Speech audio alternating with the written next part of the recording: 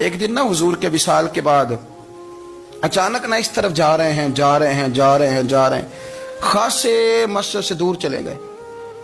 تو حضرت عمر تھوڑا طبیعت کو جانتے تھے. جناب عمر پیچھے دوڑے, کہنے لگے کدھر جا رہے ہو؟ چپ کر گئے.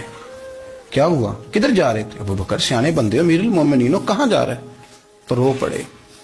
کہنے لگے ایک دفعہ نا حضور سفر پہ گئے ہوئے تھے تو اس طرف سے واپس آ گئے تھے, تو مجھے خیال آیا شاید اس طرف سے آ نہ رہے ہوں.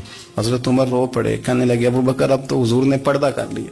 جنہاں دے دل بر جانی وچھڑ کون روگے پھر تھوڑا, سب روگاں دا روگ محمد جس دا نام وچھڑ. آپ ساری سیرت کی کتاب میں پڑھ لیں گے تو ابو بکر صدیق کا وصال کس بیماری سے ہوا. لوگوں نے قول کیے ہیں کہ وہ سانپ کا زہر آ جاتا تھا, فلاں چیز تھی, لیکن کو بندہ وجہ تلاش کر سکا؟ کیا وجہ تھی وصال ہو گیا؟ کیا بیماری تھی؟ کیا تکلیف تھی؟ باقی وجوہات آپ کو ملیں گی. حضرت عثمان غنی شہید ہو گئے, حضرت عمر شہید ہو گئے, مولا علی, ابو بکر صدیق چلے گئے 63 سال کی عمر. وجہ کوئی نہیں بتائے گا. جب شدید بیمار ہوئے تو حضرت عمر فاروق نے ایک طبیب بلایا, بڑا سیانا تھا. اس نے سارا چیک کیا تو نباز تھا. کہنے لگا یار کوئی بیماری تو سمجھ میں نہیں آتی. تو حضرت عمر تھوڑا سا جلال میں, جرانا تھا نا, جلال میں کہنے لگے ابو بکر مسئلہ کیا ہے؟ دن بہ دن کمزور ہوتے جا رہے, نماز پڑھانے کھڑے ہوتے تو ٹانگیں کانپتی ہیں, مسئلہ بتائیں کیا ہے؟ طبیب اتنا بڑا ہے, یہ تو بندہ کا چہرہ دیکھ کے بیماری بتا دیتا ہے, اور یہ کہہ رہا ہے کوئی بیماری نہیں.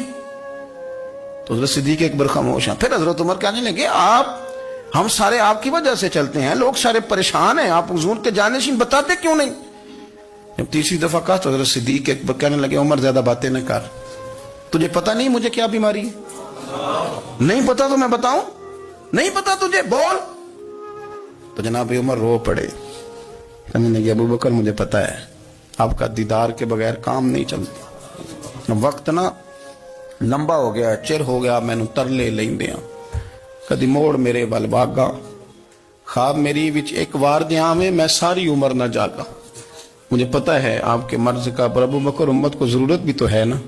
حضرت صدیق ایک بار کہنے لگے بس ہو گئی ہے, اب میری وصیت یاد رکھنا, جب میں دنیا سے جاؤں تو اٹھا کے میرا جنازہ قبر رسول پہ لے جانا, اور پہلے پوچھ لینا کہ ابو بکر حاضر ہے, اجازت ہو تو مجھے دفن کر دینا, ورنہ جنت البقیع میں. تو لوگ کہتے ہیں ابھی جنازہ ہی رکھا ہی تھا کہ دروازہ اندر سے خود بخود کھل گیا, اور آواز آئی اب دیر نہ کرو, محبوب کو محبوب کے ساتھ ملا دو.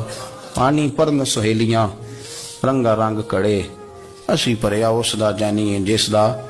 میں نے شروع میں ایک بات کی تھی کہ اپنی خواہشات کو نا حضور کا غلام بنا دیں, سوچیں سمجھیں کہیں وہ لفظ جو مدینے والے رسول کو پسند ہیں, پھر دیکھنا مسلمان ہونے کا مزہ آئے گا, پھر ذائقہ نصیب ہوگا. اللہ ان کے درجات بلند فرمائے.